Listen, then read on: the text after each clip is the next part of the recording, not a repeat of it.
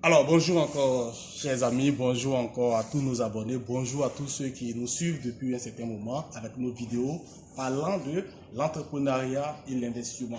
Nous avons déjà fait des vidéos parlant de l'entrepreneuriat, mais il est aussi important de parler maintenant d'investissement.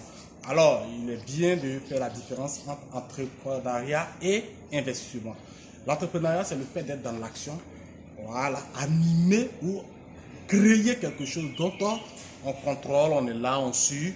Voilà, ça c'est l'entrepreneuriat. En quelque sorte, en quelques mots, je ne peux pas rentrer dans tous les détails académiques de définition, mais je veux voir par l'entrepreneuriat ici, vous dire que c'est que lorsqu'on est dans l'action, voilà, on mène des actions, on bâtit quelque chose avec l'entrepreneuriat.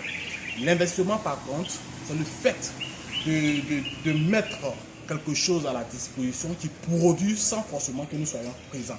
Alors, quand je parle de l'investissement, je peux faire allusion à la bourse, par exemple. Quelqu'un peut investir à la bourse, acheter des actions, et lorsque ces actions-là vont prendre de la valeur, il peut récupérer ces actions.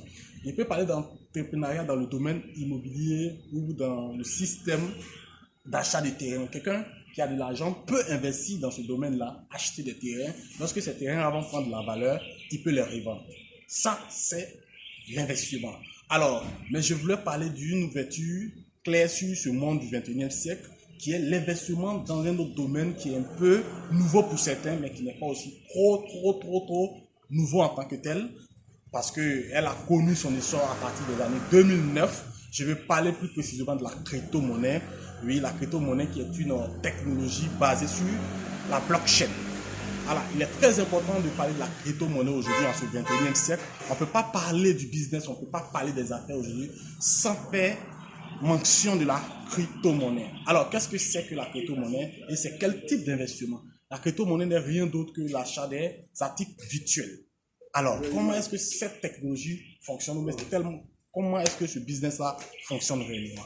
Chers amis, pour que ce business fonctionne, on a tout simplement besoin de créer ce qu'on appelle un portefeuille. Un portefeuille, c'est l'endroit où vous pouvez stocker vos actifs numériques dont vous avez acheté. Ça veut dire que c'est des monnaies, c'est des pièces qu'on achète. Et lorsque ces pièces-là vont prendre de la valeur, vous pouvez simplement les revendre. Comme je l'ai donné au préalable, l'image des terrains.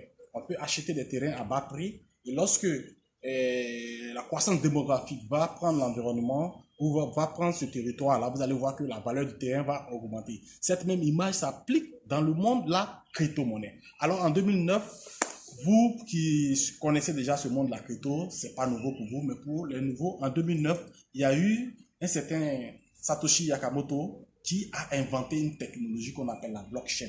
Et c'est à travers cette blockchain-là qu'il a adossé une monnaie qu'on appelle le Bitcoin. Et le Bitcoin en 2009 a été lancé pour la toute première fois.